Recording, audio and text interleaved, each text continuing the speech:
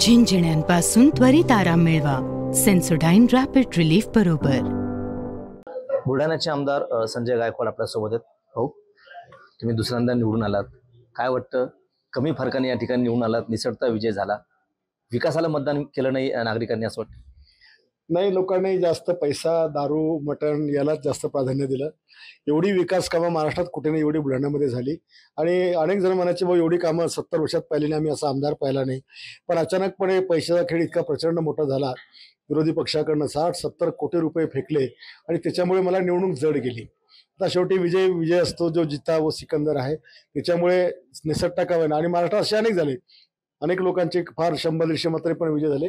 शेवटी विजय महत्वाचा आहे. एक तुमचा मध्यंतरी एक व्हिडिओ व्हायरल झाला आहे, त्याच्यामध्ये तुम्ही थेट आरोप केला केंद्रीय मंत्र्यावरती आणि डॉक्टर संजय कुटेवरती. काय नेमका आरोप आहे? आरोप नाही, ही फॅक्ट आहे की बुलढाण्यामध्ये उभाटा पक्षाकडनं रविकांत तुपकरचा एबी फॉर्म तयार होता. रवी पण तिकडे होता. अचानकपणे आमच्या खासदारांचा मिलिंद नार्वेकरांना फोन जातो. मिलिंद नार्वेकर उद्धव ठाकरे साहेबांशी बोलतात आणि तो एबी फॉर्म थांबवला जातो. आणि नंतर संजय कुटे अनिल परबांना फोन करतात. अनिल परब पण मातोश्री पोचतात आणि हे दोघंही सांगतात की तुम्ही उमेदवार बदलून द्या, जयसी शेळकेला तुम्ही तिकडे दिलं तर आम्ही मदत करू. आणि मग तो उमेदवार या दोघांच्या सांगण्यावरून दिला जातो.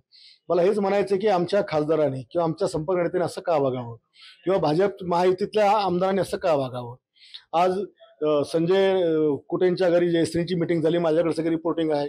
योगेंद्र गोडे साहेबांना रात्र त्यांनी बोलवलं आणि त्यांना सांगितलं की थांबून जा, काम करू नका. त्यांचा एकही कार्यकर्ता आमच्या गाडीत कुठे फिरला नाही. बीजेपीचा RSSच्या लोकांनी आमचं प्रामाणिक पांढरी त्या ठिकाणी केलं. बाकी काही लोकांनी पैसे घेतले. अजितदादांचे, राष्ट्रवादीचे तर जवळपास 99% लोक आमच्या अगेन्स्टमध्ये काम करत होते. त्याच्यामुळे ही लढाई आम्हाला एकट्याला त्या ठिकाणी लढावी लागली आणि आम्ही एकट्याने लढून ती जिंकली. तुम्ही एकट्यानं या ठिकाणी लढाई जिंकली असं म्हणता, म्हणजे केंद्रीय मंत्री प्रताप जाधव आणि कुठेनी काम केलं असं म्हणायचं तुम्हाला? अरे म्हणजे तिकिटाच्या बद्दल तर काम करायचा प्रश्नच कुठे, त्यांना मी नकोच होतो ना. मग माझं काम करायचा काय संबंध आहे?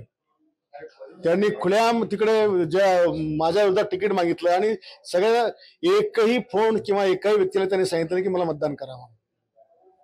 मुख्यमंत्री या ठिकाणी निवडणुकीच्या अगोदर बऱ्याच वेळा येऊन गेले, तरी सुद्धा तुम्हाला निवडणूक जड जाते, काय कारण? निवडणूक जड, मी तुम्हाला एकच सांगितलं की विकासासमोर पैशासमोर विकास फिका पडला. शेवटी विकास आणि विकास खूप त्या ठिकाणी कमी पडला. आणि 1,03,000 आमच्याकडे लाडक्या बहिणी, पण त्या लाडक्या बहिणींचे पण 25,000च मतदान मला झालं.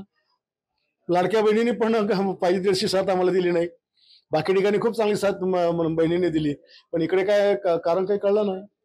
पैशांचा महापूर म्हणजे कोणी वाटले पैसे? साधारण विरोधी पक्षाच्या उमेदवाराकडनं प्रचंड पैसा वाटला गेला. अनेक लोक मी विकताना त्या ठिकाणी पाहिली. स्वतः लोकांनी खरेदी करून दुसऱ्या ताब्यात दिलं.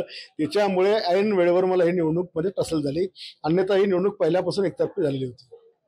चिखलीचे आमदार श्वेता महाले ह्या सुद्धा या ठिकाणी कमी फरकानं या ठिकाणी निवडून आल्यात, त्यांचंही काम केलं नाही असं वाटतं तुम्हाला? आता चिखलीची त्यांनी मला फोनवर बोलताना सांगितलं की तिकडे पण त्यांना तो त्रास झाला, त्या माझ्याशी बोलल्या त्याच्यावर, पण माझ्यापेक्षा अधिक ते त्यांचे अनुभव कथन करू शकतात. सध्या मुख्यमंत्र्यांच्या संदर्भातली चर्चा सुरू आहे, काय वाटतं एकनाथ शिंदे साहेब मुख्यमंत्री होतील की? तर बघा, एकनाथ शिंदे साहेब मुख्यमंत्री यावे ही पूर्ण महाराष्ट्र राज्यांची इच्छा आहे. आपण जर पर्सेंटेजमध्ये पाहिलं तर पूर्ण कल त्यांच्याकडे झुकला दिसतो. आणि खरोखर इतकं चांगलं काम केल्यानंतर कंटिन्युटी जर त्यांना जर दिलं तर खूप चांगलं काम ते करू शकतील. ही आमची भावना आहे, शिवसैनिकाची भावना आहे, राज्यातल्या जनतेची भावना आहे, लाडक्या बहिणीची भावना आहे, लाडक्या शेतकऱ्यांची भावना आहे. शेवटी एकनाथ शिंदे साहेबांनी निर्णय हा प्रधानमंत्री महोदयांवर सोडलेला आहे, मोदी साहेबांवर. आणि मोदी साहेब जो निर्णय घेतील ते शिंदे साहेब मान्य करतील आणि त्यांचा निर्णय आम्हाला मान्य असणार आहे. निवडणूक काळामध्ये मुख्यमंत्री एकनाथ शिंदे यांचा चेहरा समोर ठेवून निवडणुका लढल्या होत्या आणि त्यांना मुख्यमंत्री पद मिळणार असं चालू होतं. आमचं तेच म्हणणं होतं ना, वरिष्ठांना, भारतीय जनता पक्षाच्या सगळ्या नेत्यांनी एकनाथ शिंदेचा चेहरा महाराष्ट्रामध्ये पुढे करूनच निवडणूक लढली. त्यांच्याच चेहऱ्यामुळे आज 230-32 वर आम्ही पोहोचलेलो आहोत. जे काय आमचं 235 वगैरे आम्ही पोहोचलो, हे त्यांच्याच चेहऱ्यामुळे पोहोचलेलो आहोत. आणि म्हणून महाराष्ट्र म्हणतो की त्यांच्या चेहऱ्याने मतदान झालं ना तर त्यांना संधी द्यायला पाहिजे. शेवटी आता वरिष्ठ निर्णय घेतील. देवेंद्र फडणवीसांचं नाव समोर आहे, त्यांना विरोध आहे का? नाही, आम्ही विरोध कशाला करणार आहे. एकनाथ शिंदे साहेबांनी सगळे निर्णय हे प्रधानमंत्री नरेंद्र मोदी आणि अमित शहाजीवर सोडलेले आहेत. तो जो निर्णय घेतील तो शिंदे साहेब मान्य करणार तर आम्ही पण मान्य करणार आहे. जर समजा शिंदे साहेबांना या ठिकाणी मुख्यमंत्रीपद नाही मिळालं तर काही वेगळी भूमिका घेईल का शिंदेकडे असं वाटतं? नाही, मला नाही वाटत असं काय होईल म्हणून. बरं, शेवटचा प्रश्न आहे. तुम्ही म्हणता की माझं निवडणुकीमध्ये काम नाही केलं केंद्रीय मंत्र्यांनी, संजय कुटेंनी, या संदर्भात काही तक्रार केली का तुम्ही वरिष्ठांकडे? मी सगळ्यांकडे रायटिंगमध्ये तक्रार पाठवलेल्या आहेत. त्यांच्याकडे सोमवारी त्या तक्रारी पोचतील आणि काय निर्णय घ्यायचा तो ते लोक निर्णय घेतील. मी पुराव्यानिशी पाठवले.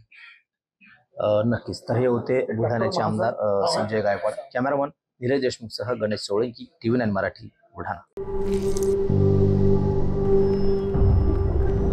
झिंझिण्यांपासून त्वरित आराम मिळवा सेन्सोडाइन रॅपिड रिलीफ बरोबर.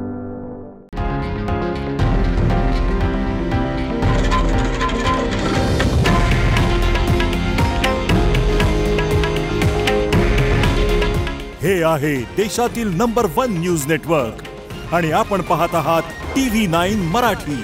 काळजी तुमची, हित महाराष्ट्राचं.